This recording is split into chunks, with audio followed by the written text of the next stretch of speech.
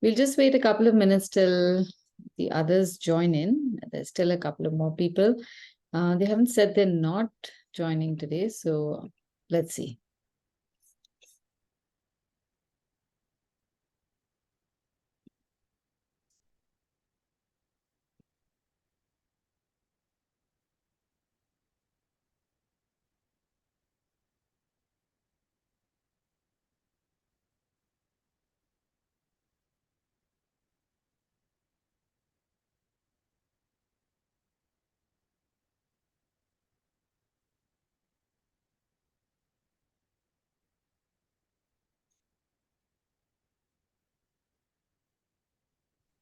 Hi, Aditi. Hi, Rachna. Did I'm you so glad. get the materials? I have everything of Sanvi. Good enough, good enough. So today, mostly we are going to do pencil sketching, just regular pencil sketching. Yeah, I have this Have 2B. that? She gave me everything, whatever she had. Okay. So I, think All I right. just grabbed it and she told me, Mama, you get your own stuff next time. Oh, wow. Look at that. She likes her brushes and palettes so much. She doesn't want anybody to touch it. How nice. That's a good sign. That's a good sign. Yeah.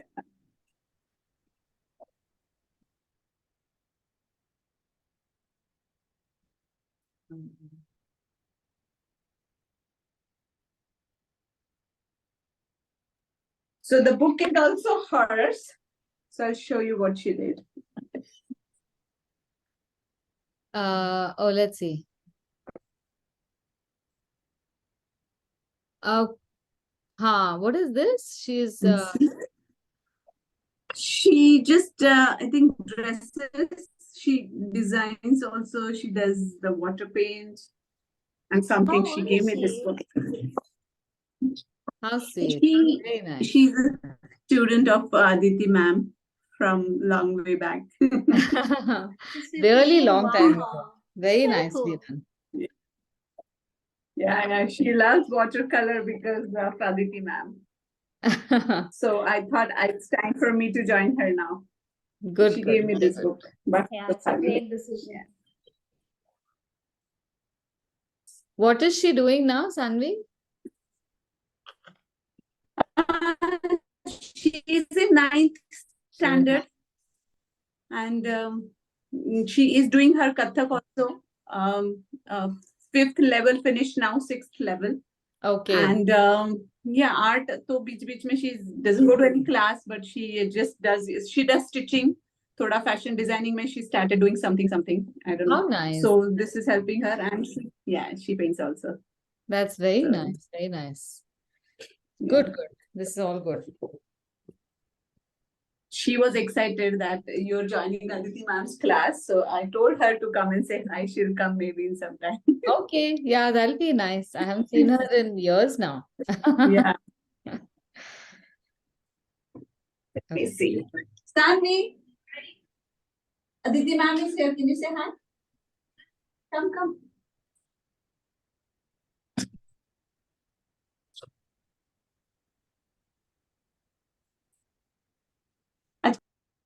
Hi, thanks for the reminder, Aditi. Completely missed it. I thought as much. Yeah. Hi, Sanvi. Hi. Good. Look at you. You become so big. How are you?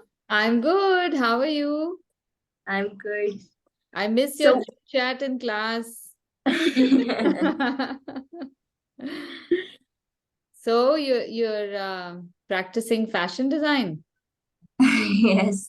That's She's very nice. practicing everything. Very good, very good. Practice everything. That's always nice. And you should do everything also as much as you can. Yes. Good, good. Good. Okay. So if your mom joins, and once in a while when you have time, you should sit with her. Just do it Yes. together with her. Show her something. Sure. Okay. Carry See you on. then. Bye. Bye.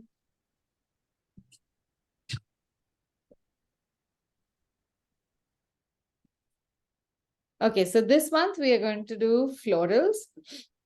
And I'm going to start off with the basics like every year. It's always good to use florals as a subject to learn certain basics in pencil sketching, in watercolor, even penning. So through the month, we are going to do all three mediums, but all the outcomes are going to be different. The pencil sketching illustrations or sketched illustrations are going to be more for you to be able to draw different kinds of shapes in small sizes with adequate contrast, texture, with just one shade. That's the gray graphite shade of the pencil.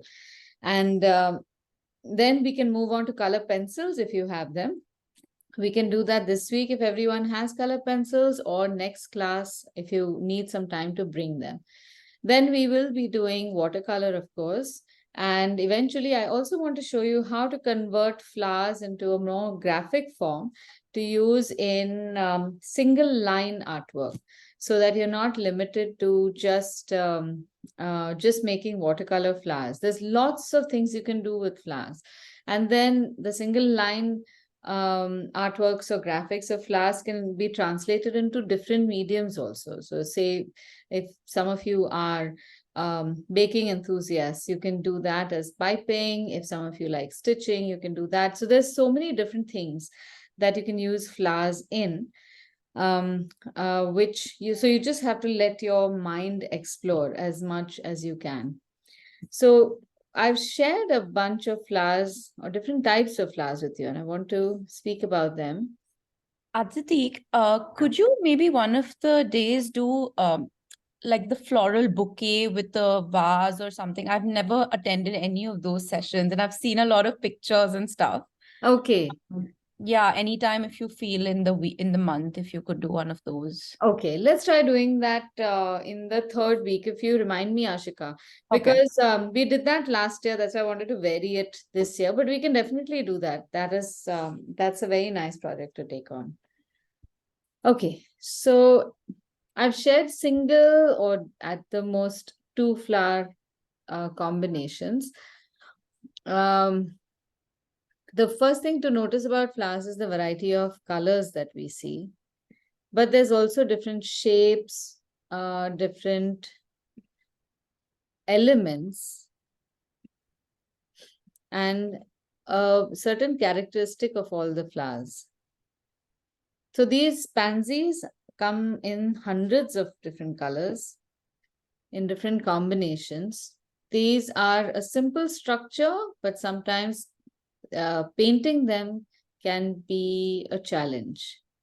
Then you have variegated tulips. The structure again is simple, but when we start painting them, it starts becoming a little complicated.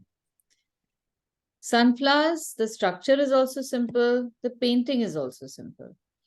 But if we want to get some kind of depth in it, then that's the place where we need to focus and practice a little bit in creating nice depth lines or textures in the sunflower. Often a little bit of brush manipulation comes in handy, which we're going to do when we come to painting them. Roses are a challenge. When we do simplified rose forms, those are, of course, very easy. You can do lots of kinds of graphic roses, but I would really like you all to challenge yourself to try to figure out the structure of a rose. And the last two are peonies. In recent years, peonies have become very popular in floral arrangements, and you'll see them all over Pinterest. So all flowers also are in or out of fashion very frequently. Some years ago, maybe about 20 years ago, chrysanthemums were a big, very popular flower. After that, there were, I think there were lilies, or even before that, there were lilies. But peonies are really big, and they are really big flowers also. So you will come across different kinds of flowers, but what we are trying to figure out is that many of them have similar structures. Some of them can be unique. Here I have taken up one sample each of different kinds of flowers.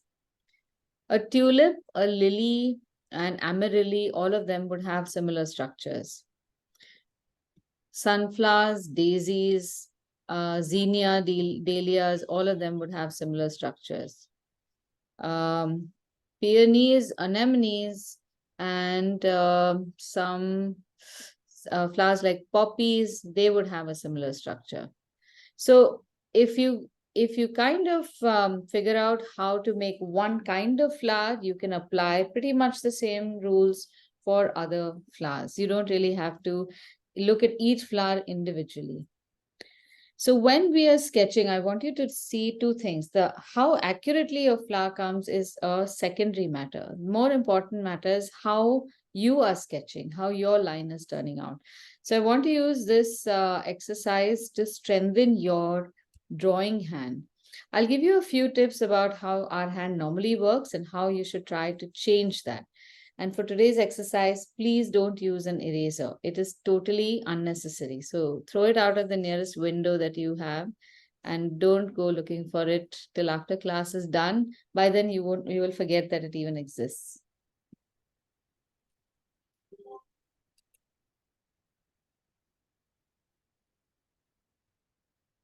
All right. So one basic thing is when we are writing, we hold the pencil very close. We make very short marks and we'll end up making very firm lines with that. But when we are sketching, I want you to try holding the pencil a little far away, a little loose.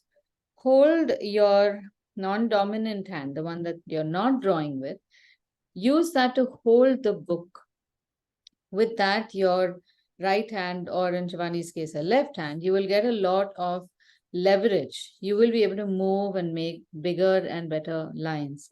Don't make tentative lines. Even if you're unsure of the shape of flowers, petals, don't make lines like that. Try to make lines that flow. You can make multiple lines also. We will start with the structure of the pansy. And I'll show you how all structures, at least the ones like these, can be studied. Many flowers will have an internal geometry.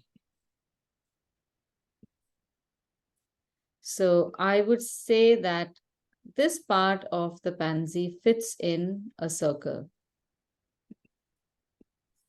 Right from the center, if I were to draw a line, this is the orientation of the flower. So it's slightly tilting towards the left.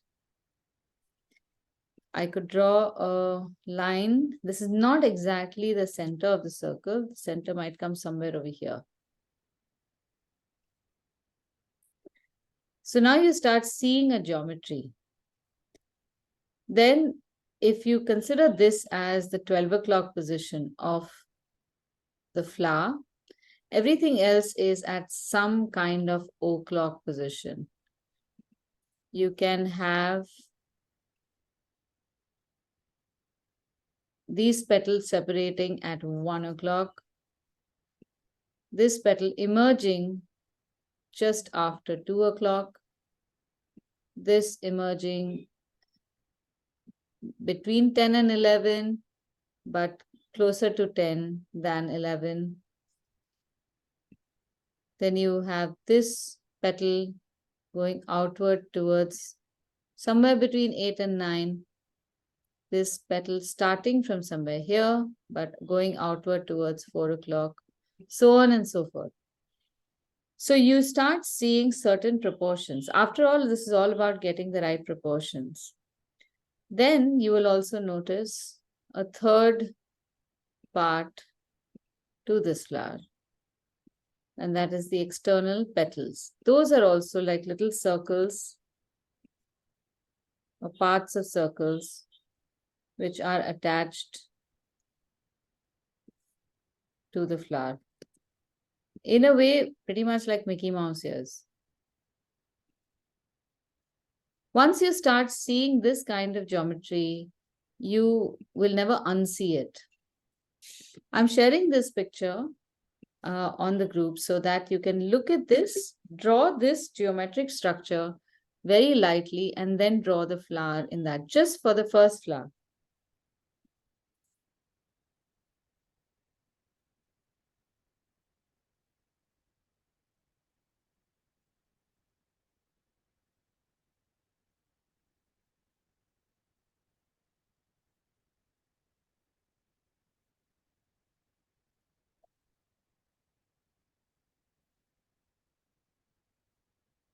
Now, even drawing the geometric structure can sometimes be a bit of a challenge if you are unsure about your circles.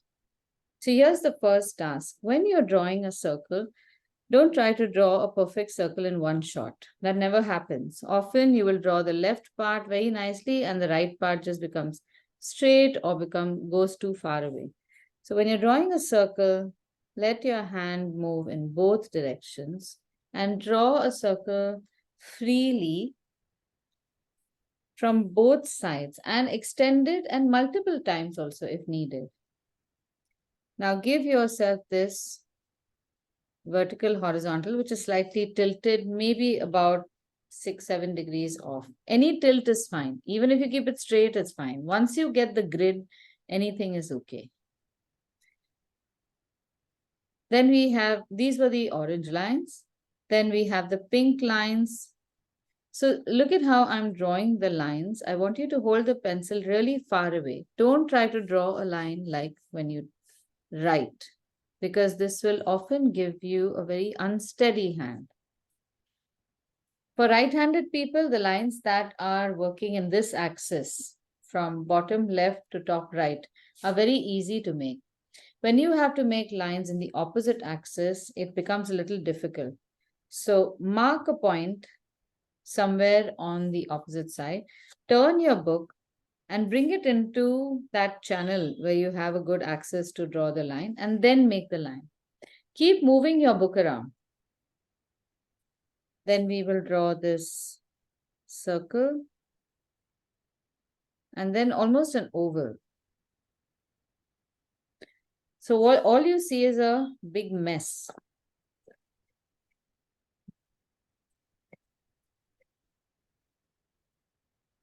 Once the structure is done, you can start making the details. None of these need to be very accurate. They just are guidelines.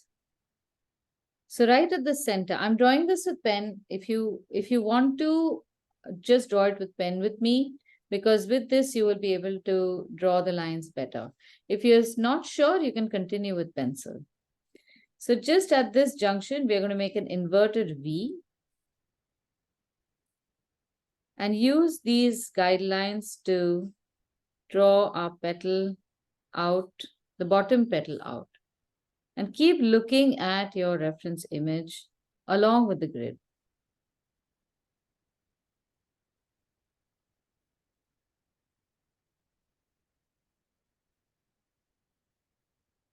Just at this point, again, we'll draw some lines radiating from the center out.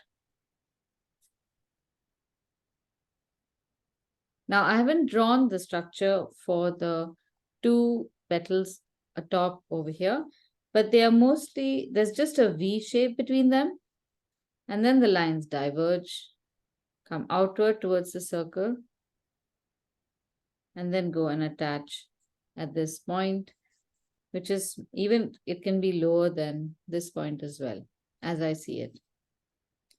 Then the other one has to come somewhere over here. It's slightly lower. So when I'm drawing these lines, I may not draw the whole line in one shot, but I don't draw lines like this. I will stop and then recalibrate and draw again. That is fine.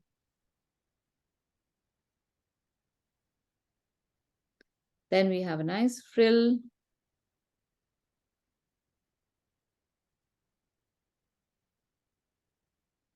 On this side, and we have a frill on this side, and that should be good.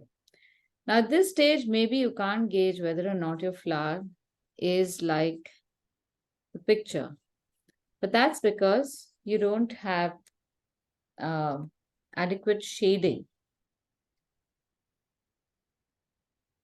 So at this stage, after you've drawn the structure, you can erase your guidelines. You don't really need them anymore.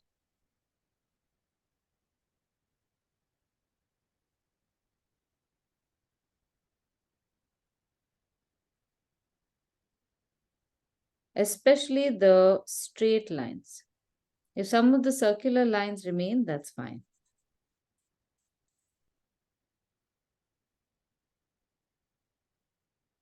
And I just told you to throw away your eraser. I'm so sorry. Okay. Now, if you've thrown away your eraser, then in that case, try drawing the structure without having to use the eraser. Just going to do it one more time.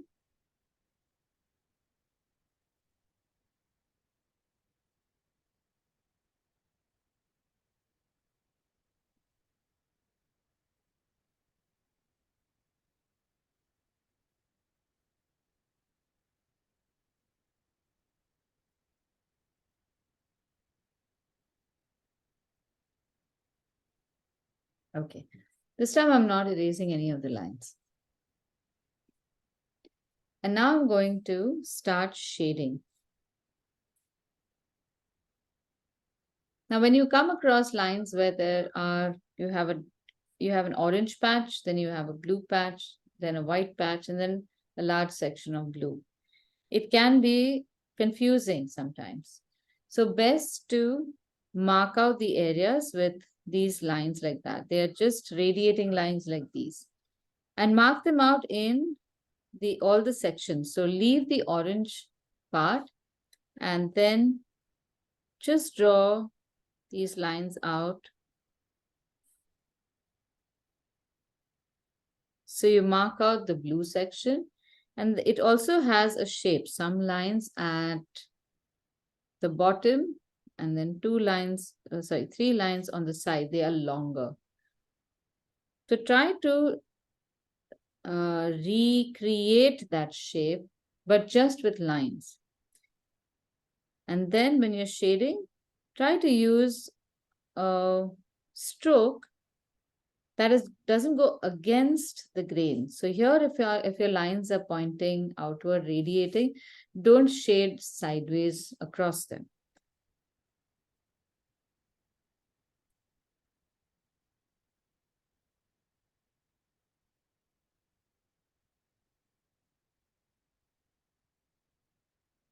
Even if you have a dark color, don't shade dark immediately. Do a lighter shade first and then go over it with more pressure, but not in every area, just in a few spaces. That way, there will be a little fuzzy edge. So here's what I'm talking about. Suppose you have a circle that looks dark and you paint the whole, or you shade the whole thing dark, you will land up with a very sharp edge. But in most flowers, you don't have such sharp edges. So say it's the same circle, you want a slightly fuzzy edge. First, you shade it lightly like that. And then somewhere in the center, you start making it darker. So even without having to use a blender, you will get a much fuzzier halo around it. And that works very well for flowers. Very rarely do they have strict dark outlines. Now, once this is done, use the same technique to shade the rest of the blue color. Keep an eye on how the white patch becomes a little wider towards the sides and then becomes almost a horizontal line that goes very close to the center. So it's like a C shape over here, and then the same thing repeats on the other side. Now, when you're shading like that in a radiating manner, or in some cases it will be along a curve, this is called contour shading. Contour is when you shade along the shape of the object or the for the recreation of the texture of an object. If I go ahead and do this, I will land up with lines which will make this petal look flat.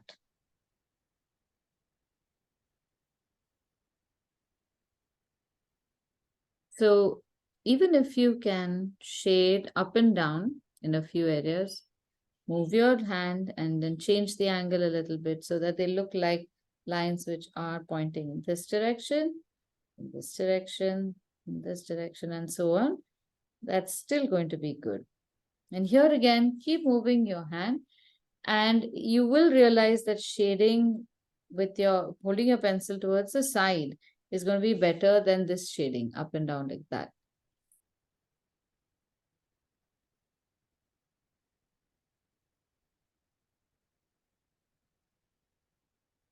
If you look at the reference image carefully, you'll notice that even this blue shade, however intense it is, towards the edges, it does not maintain the same intensity. That intenseness.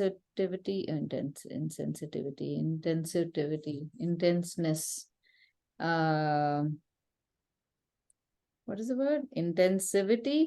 I'm forgetting. Intensity. Intensity. I went to a completely different word. Intensity is somewhere just over here, like in the lap of the petal.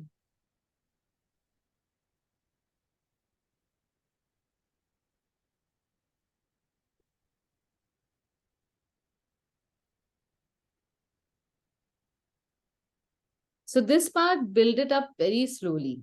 Don't rush to finish this part.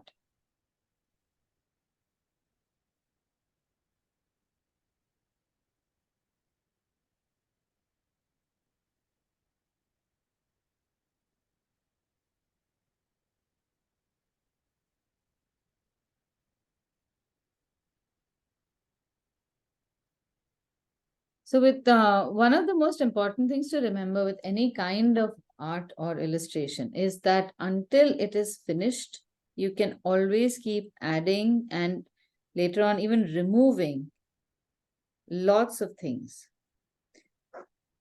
I found this is something that beginners sometimes feel that they can't do. It's almost as if you've shaded one tone in one area. They don't often go back and make adjustments. Sometimes it's because you would shade the darkest tone first in the first go itself. So there is nowhere to go beyond that. But at one point, you are unsure how far you want to take the shading. So you can stop here. Shade the neighboring petals and then come back to this. Now, when I shade or even when I draw, the lines that I draw are slightly different from non-artists that I've seen. I just want to go over these for the lines as well as for shading. We've done this several times before, but I'd just like to go over this for either beginners or if you've forgotten or of the newbies. Normally, we try to draw a line like this, which has a definite start and a finish. But when you are sketching, you should try to draw a line almost as if your pencil is on a pendulum and the line starts, becomes dark and ends without any start or finish, distinct start or finish. Now this line, when I'm making it straight over here for demonstration, I'm holding the pencil in a very awkward direction. But otherwise, I would hold the pencil really far away and make lines like that. And I can make absolutely anything with these lines. They work very well for all sorts of shapes and also lengths. So even if I'm making a circle, you feel that you don't know where the line is ending. So this is what at least I call a wispy line. It's just like a little wisp. It's like a little spider web line that you can't see the start or finish of. Similarly with shading,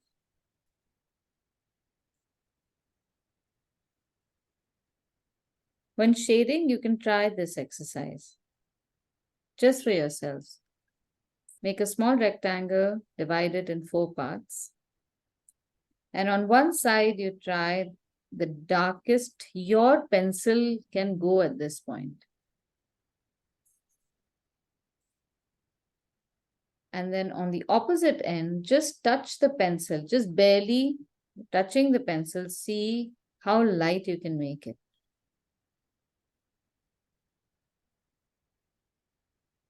Getting the dark shade is very easy. Getting the light shade is very difficult. And between these, getting more and more shades is equally challenging. So the graduation of your pressure from lightest to darkest is something to be observed. So when you are shading a flower, especially where all the textures are so smooth and soft, hardly any harsh lines and harsh edges, you must do a build-up of these kinds of layers.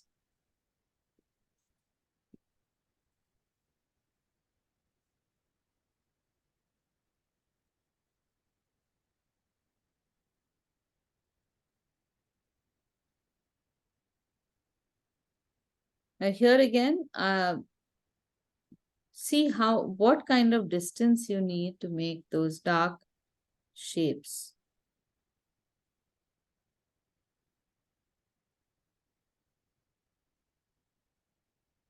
And then try to make these wispy lines to make the edge of your dark shapes.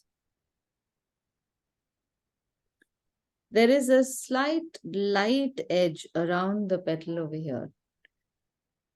Don't ignore it. So I'm going to make it dark only in that section so that the light edge is visible. And this will give me an idea of how dark the dark blue in the bottom petal also can become.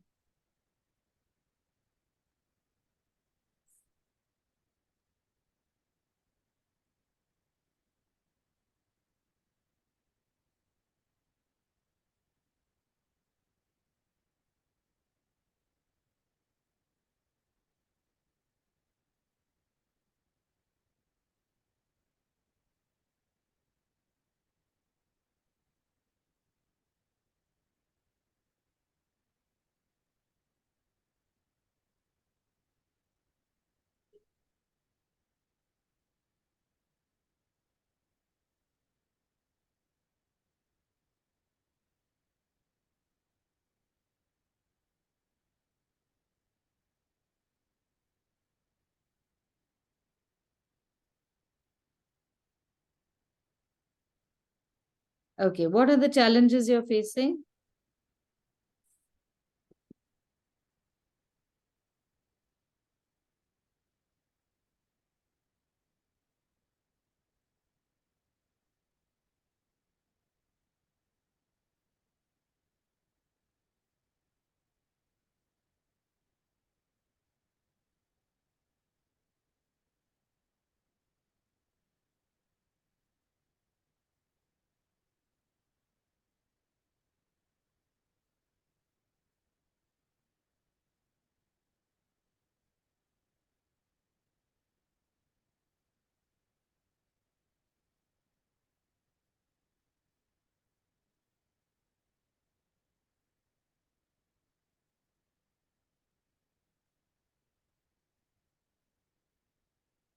This is one of my most favorite exercises, pencil sketching. Pencil sketching anything and everything, especially light and dark flowers. Like flowers which have these kind of light patches and dark patches and little stripes here and there, or sometimes textures like you would have in orchids. I just love sitting and doing this.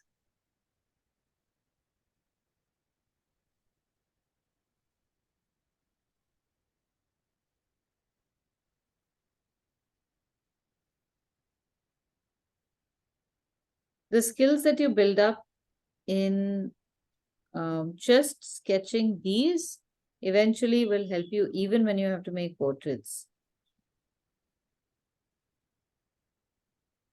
you'll notice that the texture of petals is very close to that of human skin.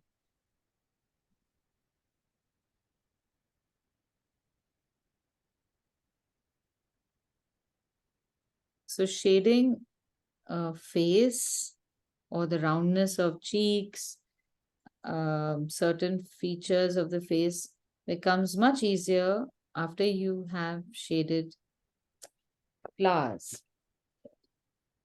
It almost seems illogical sometimes, but not illogical. If I explain the logic to you, maybe you'll be convinced.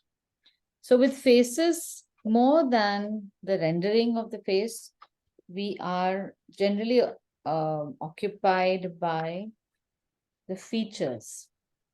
When we look at the face, we want to be able to recognize the face. Even if it is not someone we know, we would want to have the features recognizable and looking good. And they are very difficult to get right.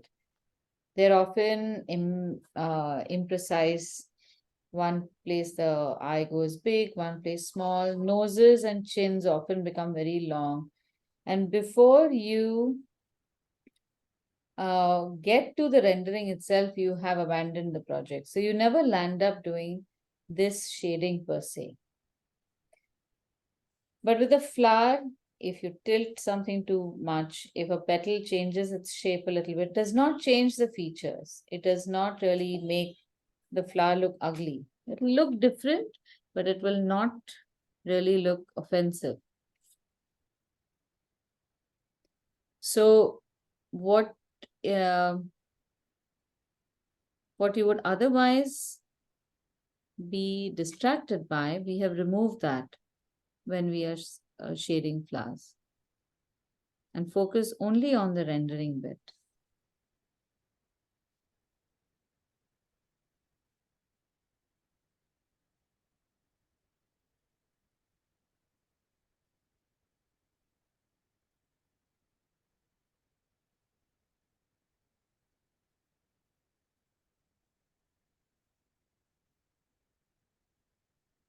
Now, when you are making the mirror opposite almost, if you're unsure, please try to just visually measure spaces. How far from the center did you start shading the dark part? And then how far should you start on the other petal? This is something that happens with shading or even coloring, but more so I have noticed this with shading. Till everything is in line form, the space looks really wide. The moment you start shading, that space starts looking small. So there is a chance that when you have shaded one side of the mirror opposite or the first of the petals, when you are going to shade the second, its mirror opposite, you miscalculate the area and you start shading either too close or too far away. If you start shading far away, it's not a problem. But if you land up shading too close, then it is a problem because ideally you don't want to have to erase it. So I recommend start shading from the middle because there definitely you have some color and bring it to as close as you estimate, but very slowly. So say half the petal can be shaded in a very light tone. Don't go too close to the edge because we want to have some lightness on the edge.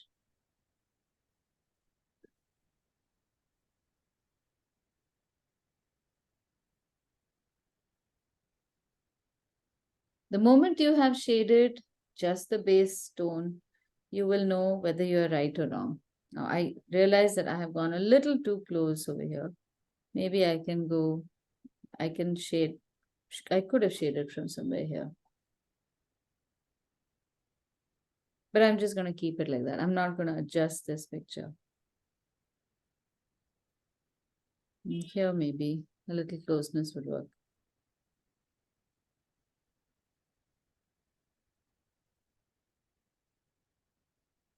In all the petals, your tones must also match. And this is so much easier to do in pencil than if you had to try to do this in watercolor.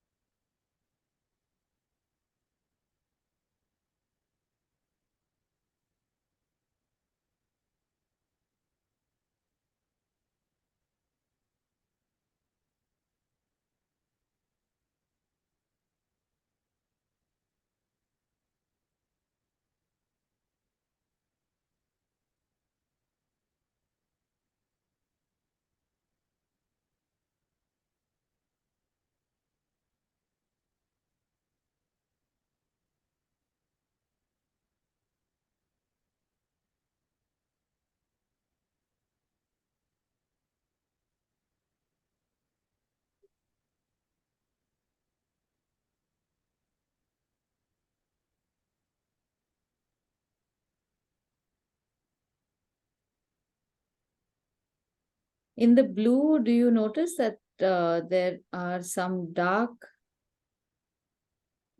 patches intermittently? And those dark patches are as dark as this dark patch that we have. And some of them are also connected.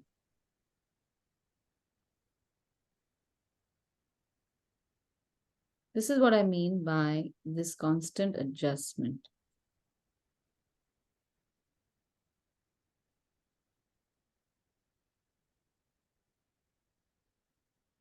So very often this used to happen in the in-person classes, that some students would be very satisfied, of course, with their artwork. Some used to be mostly satisfied but slightly dissatisfied, thinking that I've done it, but it's not looking good. And they wish that there would be they could make some adjustments. And in their heads, the only adjustment that they could think of was erase and start over. But like I said, an artwork is not fully finished ever. You can always keep making adjustments, so long as you know where to make adjustments. It could be extending a few lines. It could be changing the shade. It could be adding something. Definitely not removing, because I don't endorse erasing at all. But of course, in some places, if you feel that just a minor line change would help and the existing line needs to be altered, then of course, erasing is fine. So I would be handed the book, and then it was almost like plastic surgery. I had to figure out how I'm going to fix the illustration. But I almost, I felt very happy to take on that challenge, because to me, I have been through that process so many times where I am not happy with my output, but either because of lack of time, or it's a project that somebody has given me that I'm not able to start over professionally in the beginning. Now, it doesn't happen as frequently now, but in the beginning, I would just walk away from an artwork that was not going well. And when I came back, I would find a fresh solution. And that solution was usually just adjustments here and there. Now, when a student would give their book, I wasn't part of the creation, so I have not seen that part. So I didn't have to walk away. I was technically away. And then when they would bring the artwork to me, I could make the adjustments with objectivity. And then when they saw that, they would say, okay, why do I not see this? Why didn't I know this? I can see what you're doing, but I couldn't see that. And I felt my picture was a complete disaster. But looks like it was salvageable. So it helps to develop that sense that it's not the end till you decide it is the end.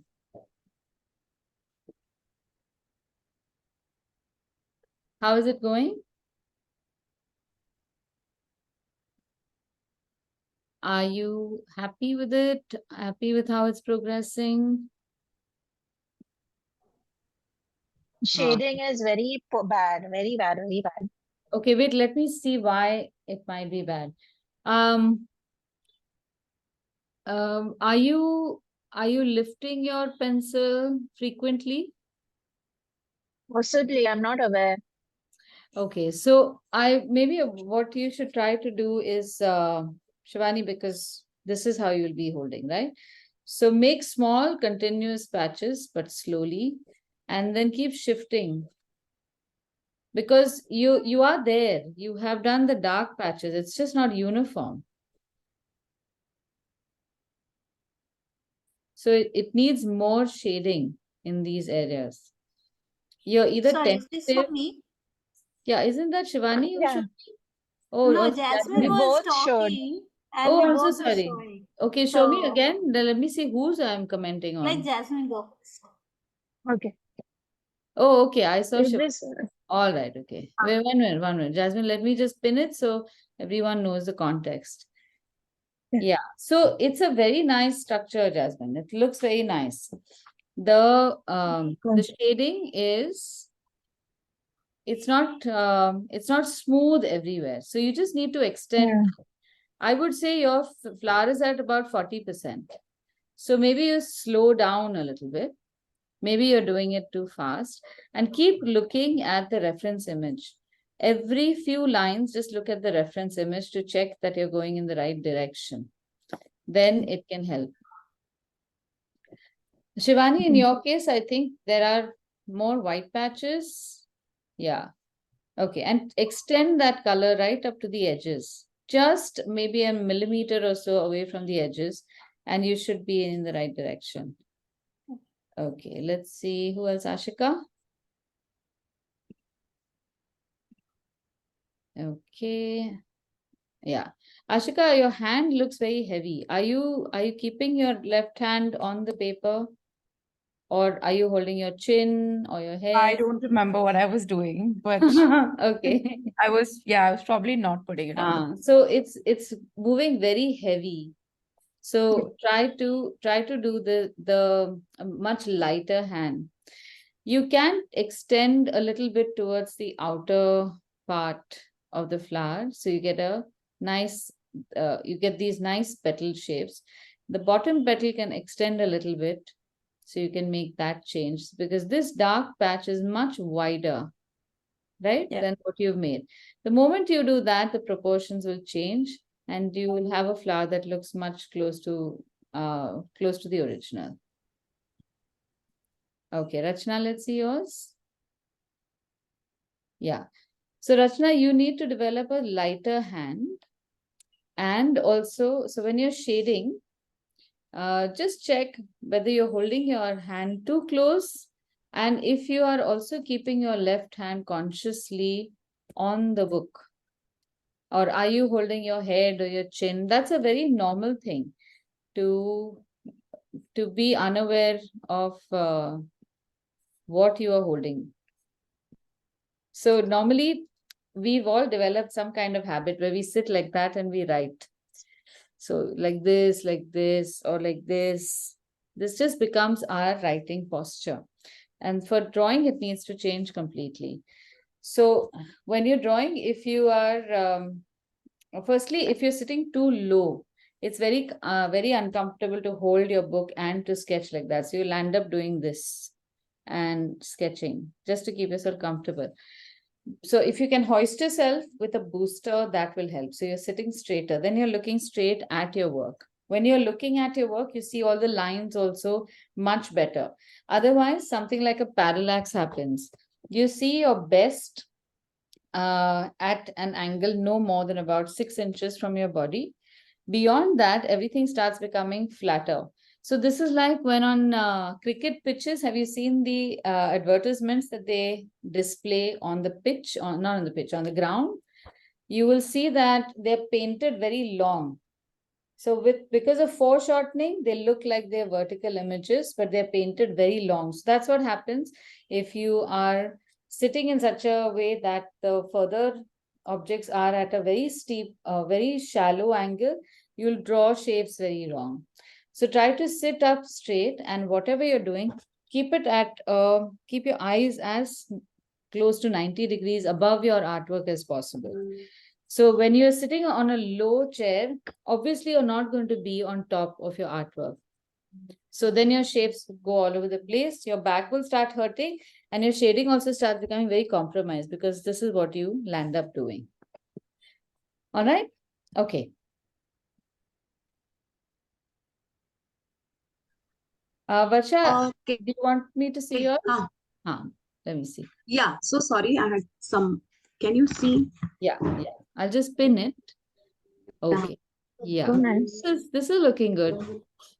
You can go darker still, but you can decide on that. Yeah. Finish the other two petals, and then you can decide whether how dark you want to make it. Yeah. Okay. All right. Thanks. Okay, now once this is done, I want to show you a completely different style of sketching, in which we will draw the sunflower. The observation of the sunflower has to be the same. So here you will see what is the geometry.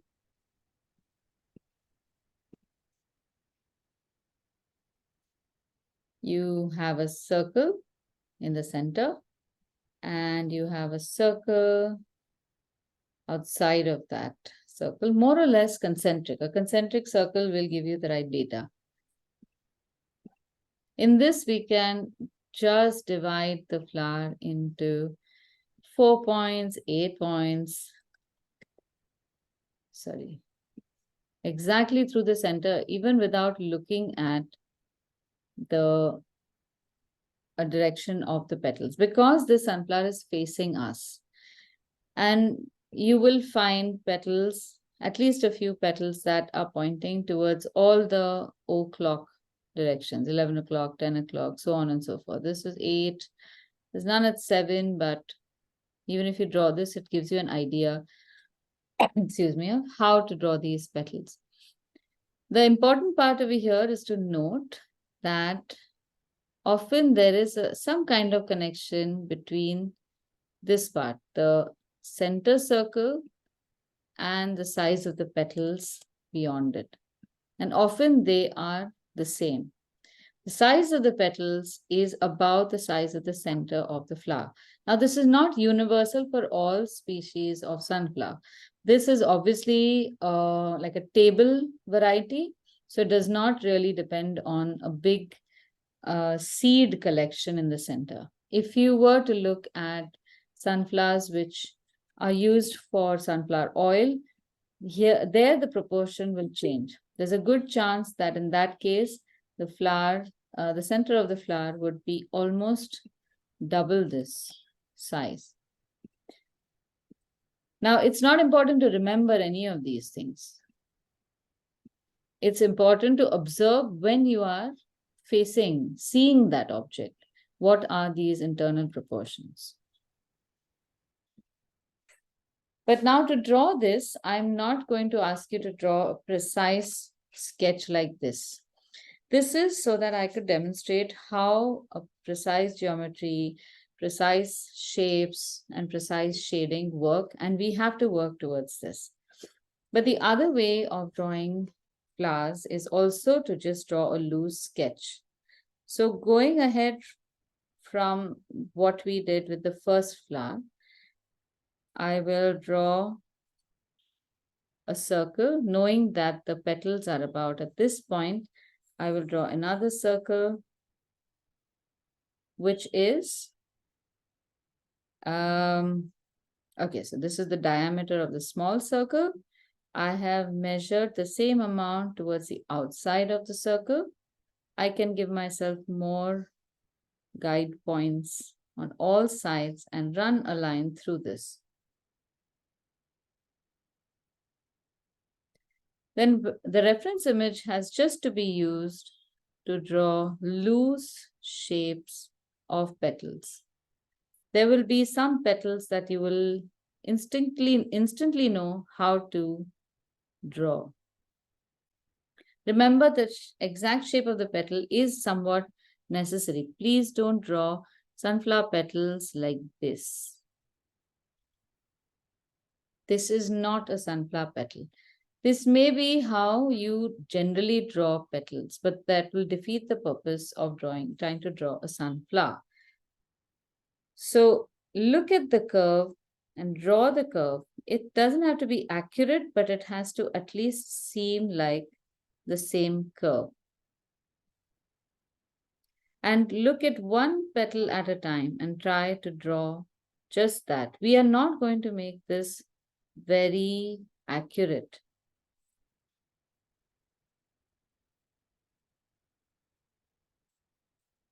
But I want you to not make the wrong shapes because you're not spending enough time observing the right shapes. Some are thin petals, some are petals that are slightly fatter at the base, then they become thin. Then there are overlaps. Sometimes you see the overlap, sometimes you don't see the overlap. You can also make transparencies, go over some earlier petals.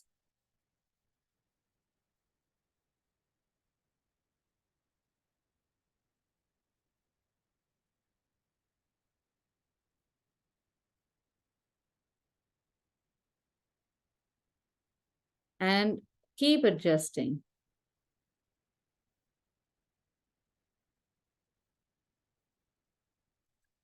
Once this is done, we are going to loosely shade it. Leave the center for now. But here you can draw some sharp lines and adjust your shapes. Remember, the line quality is still wispy. The start and ends of these lines won't be very clear.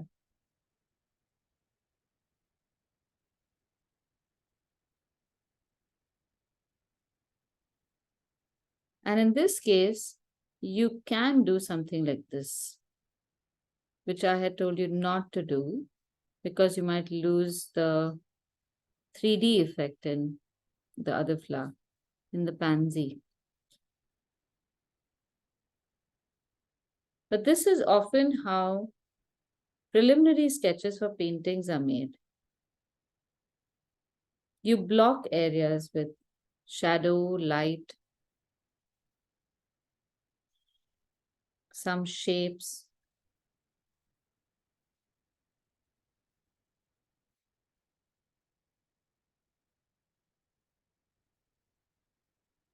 So when illustrators or even to some extent painters, they have to make a final artwork, or obviously their work is to make paintings. Before they paint, they would make a lot of sketches. I'm sure you must have seen in movies and all, they show tons and tons of sketches are made of some romantic poet, heroine, and they're strewn all over the floor of the artist. For lay people, it might just seem like an obsession and feel that that artist bichara is psycho. But that kind of obsession is necessary for you to grasp the topic. And it could be a beautiful heroine, or it could be a beautiful flower, or a composition, or a landscape, anything that you want to commit to canvas and make it permanent. So, this exercise is for you to look at form, shape. The difference between form and shape, I would say, is this is the entire form. The form of this flower is different from the form of the pansy. The shape, there are multiple shapes. You have multiple shapes of petals. You have contrast. We don't have color right now. We have texture.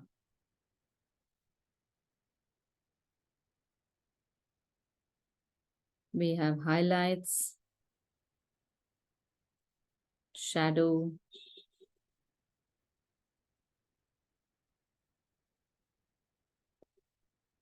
And all these are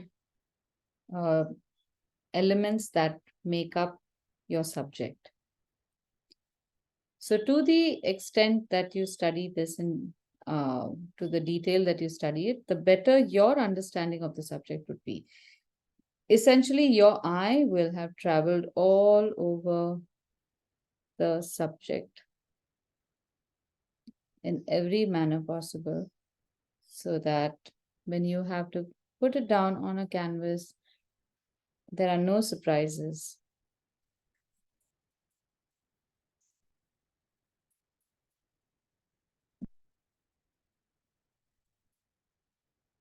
So a lot of shading is also done texturally by making lines. We wanted to avoid lines over here. We wanted to make this nice and smooth, the pansy. But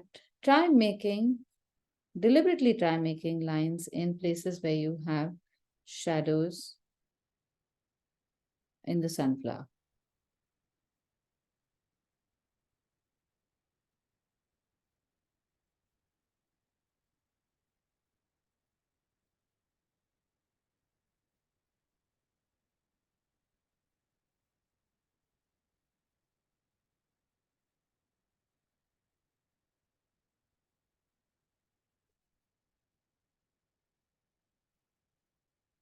So here I'm making this petal I've shaded in vertical lines. I've not even bothered making these lines in contour.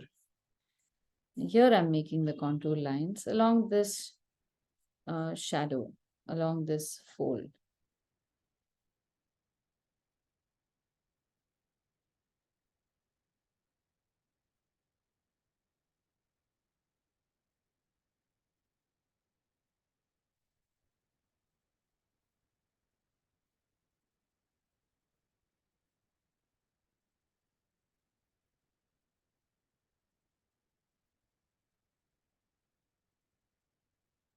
One reason why I enjoy this study is because this helps make me do creative stuff. Making realistic flowers, although seems hard in the beginning, once you crack it, you cracked it. It's like getting the punchline of a joke. You can never feel the thrill of getting something that was so elusive. But when you do these kinds of sketches, you can really have fun with line and texture and make your pictures very creative. So, do all of you have color pencils? Jasmine, do you have color pencils? Rachna? I have the kind of pencils which, you use water and then they become like whatever. Ah, Like yeah, you can use it and then brush. yeah, those are fine. You don't need to always use them as with water. We can use those. Yeah.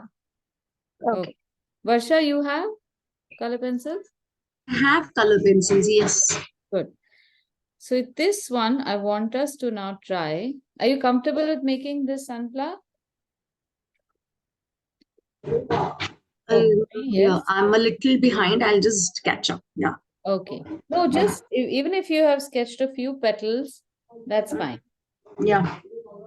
Okay, so now I want you to try sketching this sunflower, the same one, in color pencil. But I want you to use at least one color in your sunflower that is not there in the reference image, which means, say, the darker shades of yellow or brown, do them in maybe a green or red or blue, or the center of the flower. Don't make it just that dark black or brown. Try another color.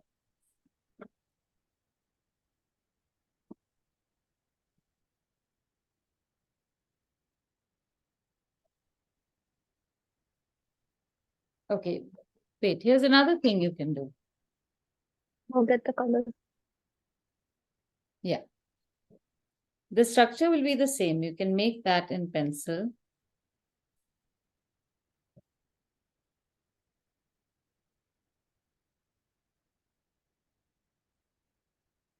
And then don't make the drawing in pencil at all. Start off with a different color altogether.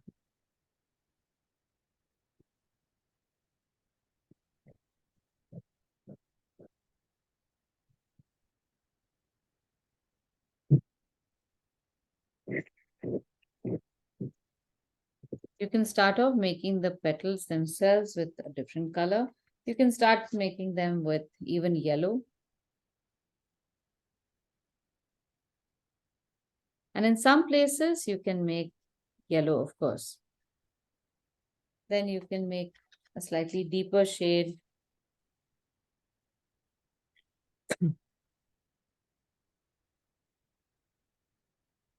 But try to keep a texture to it. So I would make something like this.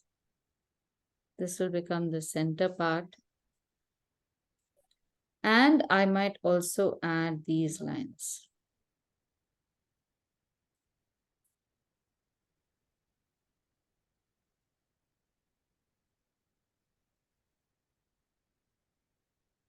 This is what I mean by creative expression. There's a lot you can do, and a lot you can experiment with.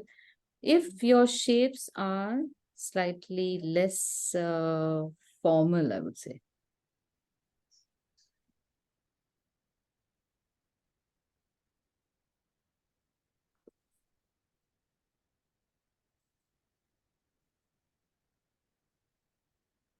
Avoid the temptation of trying to paint or make a smooth texture. With pencil, I know it's very tempting, even I have to stop myself. I could use a red.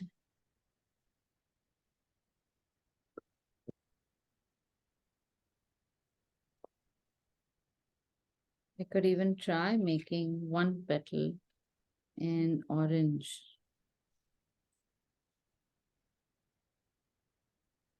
Tie it in together with red.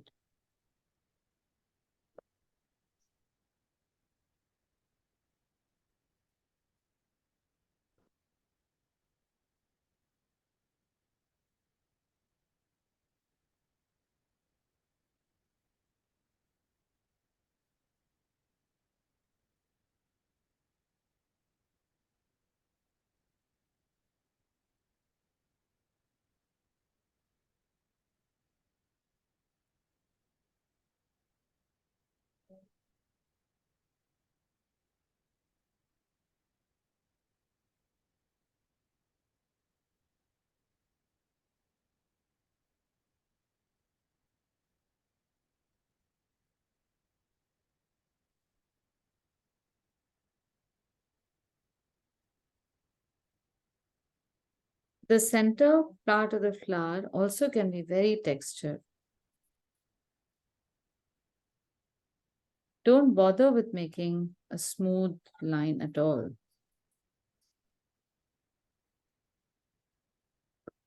Here also you can add other colors to darken it. So I'm sure you know with colors that when you put contrasting colors together, they start becoming darker and darker. So if you want to get a dark red or brown, or sorry, dark black, brown, you can just take contrasting colors and keep adding layer upon layer, and they'll start becoming deeper and deeper.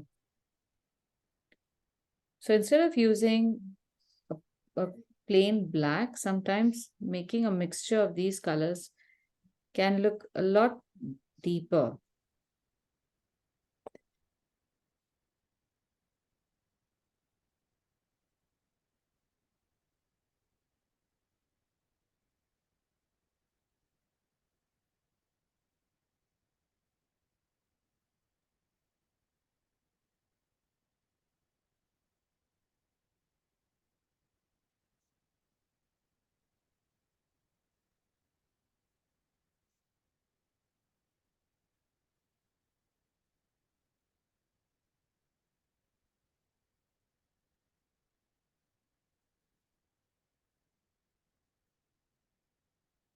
Have you done about 3 or 4 petals?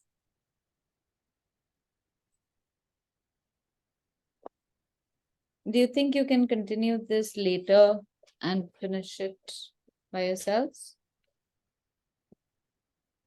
Henna? Okay, then I would like to address the rose.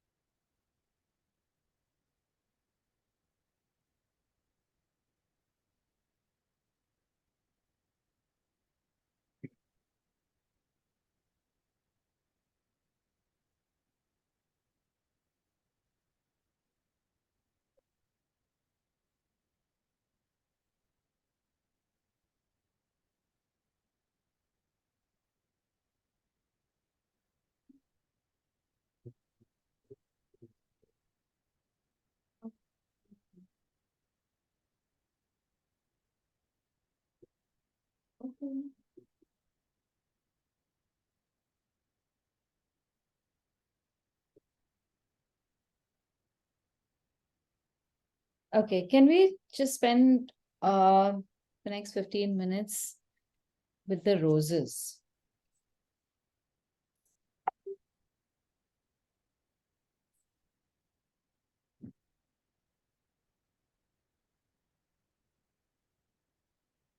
Roses are often very complicated flowers to draw, and everyone just gets intimidated. Even I used to get very intimidated with roses. They just seem almost impossible to draw. And I myself also have resorted very often to just making a graphic and presenting it like a rose. But it's not as difficult if I show you how you can start. It all begins with that. Most people would assume that we should start from the center, like over here. That is how you would probably draw a rose in the past. You draw something like this, and then something like that. This is how I draw the graphic roses that I make also. And then you keep growing them. So this is a fine way to do it. But when you want to show a real rose, where you should try to start from is the one petal in the foreground that you can see fully without any overlaps. So in this rose, that petal is this one. And there's usually just one petal. Once you have drawn this petal or you study this petal, this becomes like the foundation for everything else. You have to then just pay attention to angles, lengths, distances, which is length. So if I were to draw this petal, I would say this is a flat line of some distance. This is the first line I will draw. And then the line goes around and goes up to about 1 o'clock. About the same distance as it has come flat, with, of course, the curves at the start and the curves at the end. These are important shapes. And then you can say, I can bring this curve in a wavy line up to about 1/3 the way up this curve, and then finish it off with another curve on top.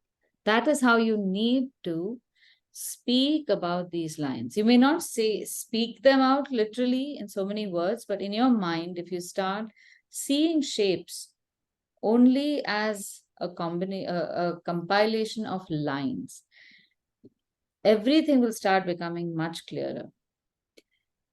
Once you have got this in place, everything else falls in very easy. So you can draw the next petals. In terms of lines, you can draw this petal, which will have originated just this line, the internal line of this petal, and then the external line, which seems to be going all the way to the other side and coming here. Now, can you see, because of these overlapping lines, the first line is very crucial. This first pink line that I have drawn helps you to build all the other shapes in proportion, one on top of the other, because everything rests on that line, like the foundation of a building. The size of those lines become like a unit measure, and from there you can take the sizes and distances of every other shape, and you can continue drawing this. Okay, so I'm going to clear this because this does not have any grid as such. And we'll try drawing this together. If you're slightly intimidated for now, just observe how I'm drawing it, and then you can draw it watching the recording or even after class is done. So now I'm not making a circle, vertical, horizontal, anything. I am going to just observe the rows and make these lines, wispy lines that come in a particular direction for a particular length, go up towards 1 o'clock, move towards 3 o'clock, come 2/3 of the way, this far away from the original line. The shape of the V is about so much, and it is a wavery line, comes to the end. This is my first petal. It may not be accurate, but it's a starting point. Then on this line itself, if I were to make a half point, that's from here to here at half point, I have one petal going from here and one petal going from here. In what direction? If this is the center of the clock, the internal line of that petal is going towards 10 o'clock. How far does it go? Just till about here, and it turns in. How far away? About the same distance as this.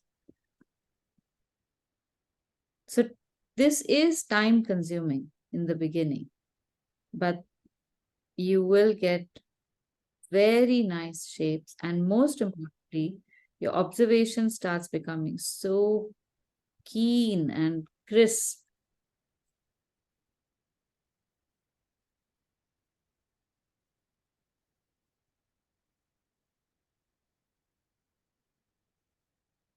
Now at this point, this line just folds in and finishes off. There's another line that comes here, which is another petal.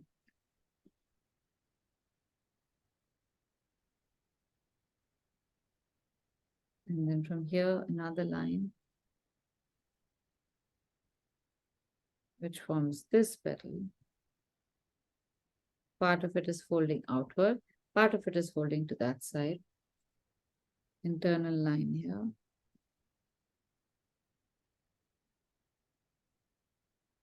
I can't see the details inside, except for this one shape. So I'm just going to draw that and leave it.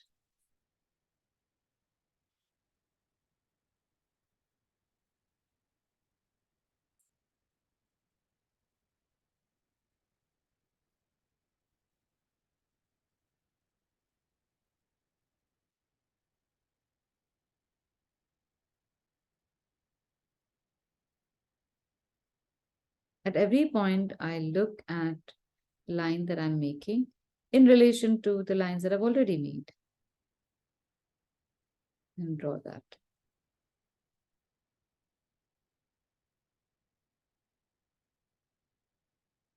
We have a petal going all the way here, almost close to this, but maybe at a different angle, slightly more upright.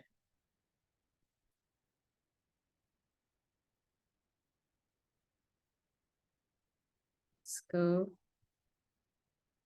V shape on the top, slant coming down, going towards 11 o'clock. Little twirl, and it comes and joins somewhere right here. I don't want my lines to join at the same point, so I am shifting them just a little bit. From this point, we have the peripheral petal.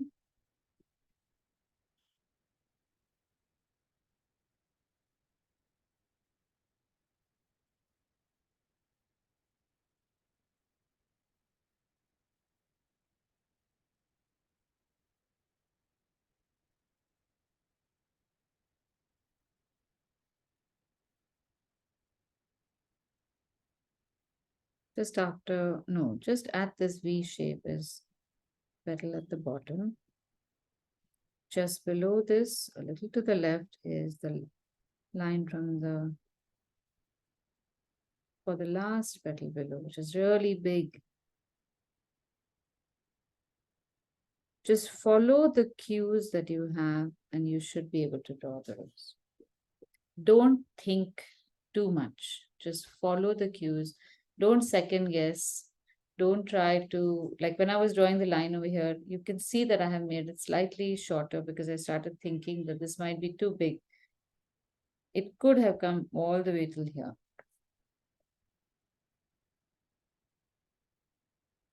All right, do you want to give it a shot? Do as much as you can in the next 5-10 minutes, because this will take a long time.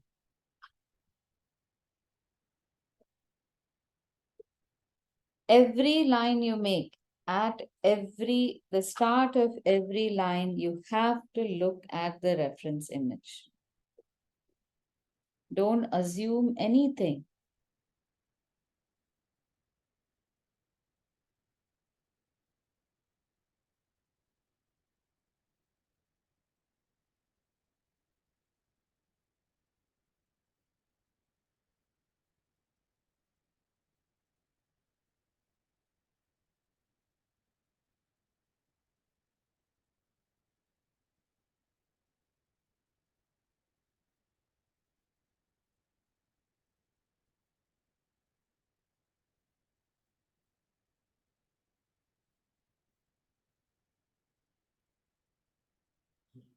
Aditi, Yeah.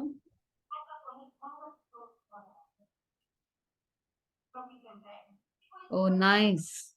What do you think? I think the bottom Huh. is too big. Up to the bottom 2 petals, yeah, and that one more so. The others seem fine. Very nice. Yeah. Let's see Ashika's. Aha. Okay, looking good. Very nice. Okay. Was it easy to draw this after the instruction? Had you thought that it would be easy and you got it, or did you It manage was easier because you didn't start from the middle. You started from what seems to be the closest petal to us.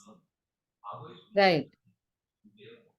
So in the past, have you tried drawing roses? Have you tried it from the center, or Always was from it the first, like from the center.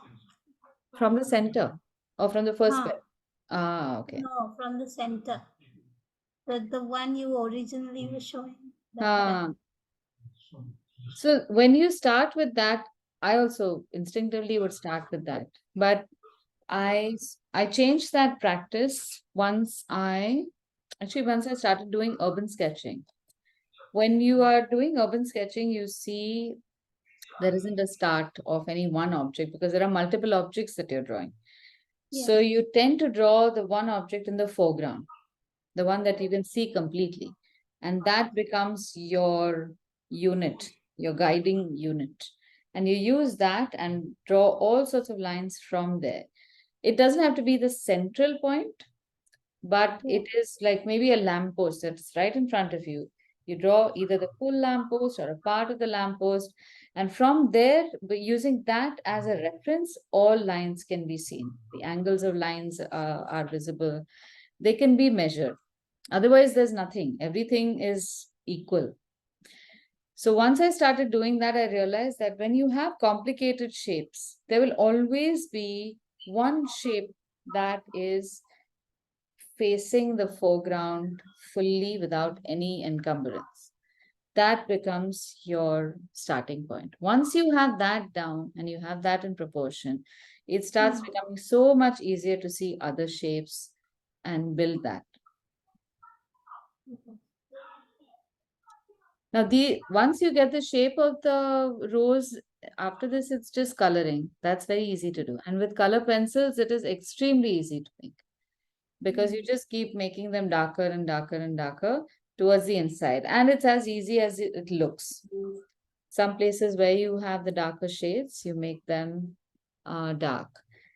It's just a matter of adjusting the shades a little bit. Like in this particular peach colored rose, you might not have to put color everywhere. Some places you will leave the highlights uncolored.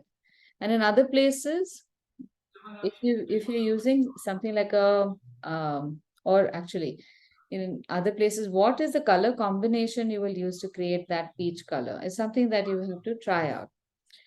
So in regular pencils, you would use maybe a yellow, orange, and a crimson-like color, or yellow and a crimson-like color, or just a light orange color sometimes. That will also do.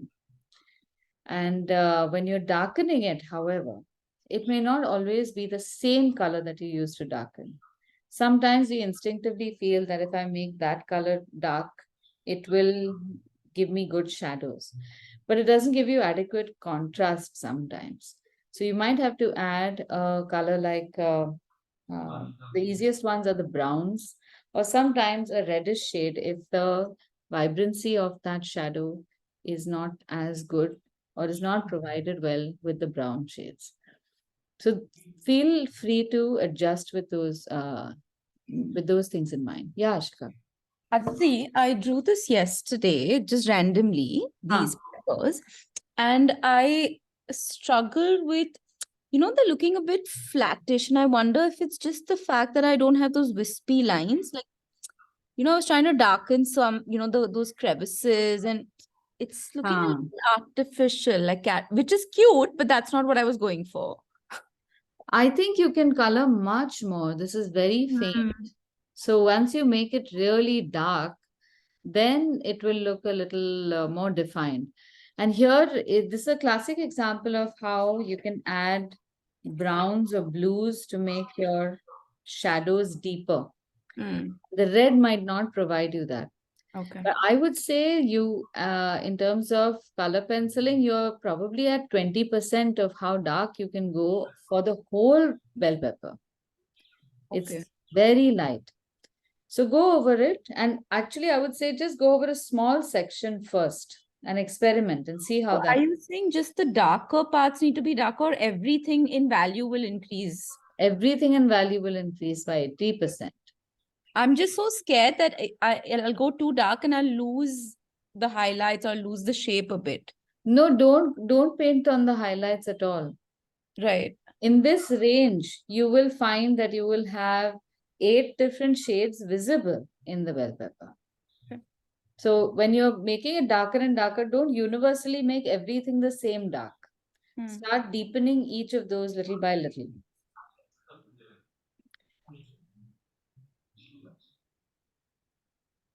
My rose. Okay. Let's see. Oh. Jasmine, show me your rules. My But first it's attempt not at a bad. role.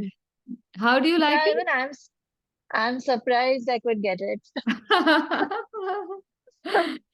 I'm Yeah, not bad. happy. I think it's turned out very nice. Rachna, yours is also wonderful.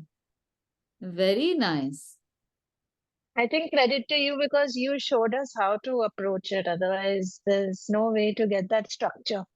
Thank you. Thank you. I'm so glad, but it was clear enough. Very good. So now you can try the next rose also, the one that's right above it. Once you see it one way, then you won't be, I mean, now you won't be puzzled about these flowers. Can make n number of roses. They more or less have the same structure.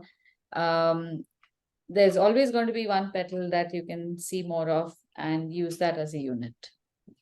Good, I'm very pleased. Please share your pictures on the group so I can have a closer look at them. Thank All you. right. So I guess since we finished color pencil today, we can take on watercolor itself next week. And then the week after that, maybe we can do those bouquets. Okay. Bye. See you next week. Bye. Thanks, Rachna. Bye.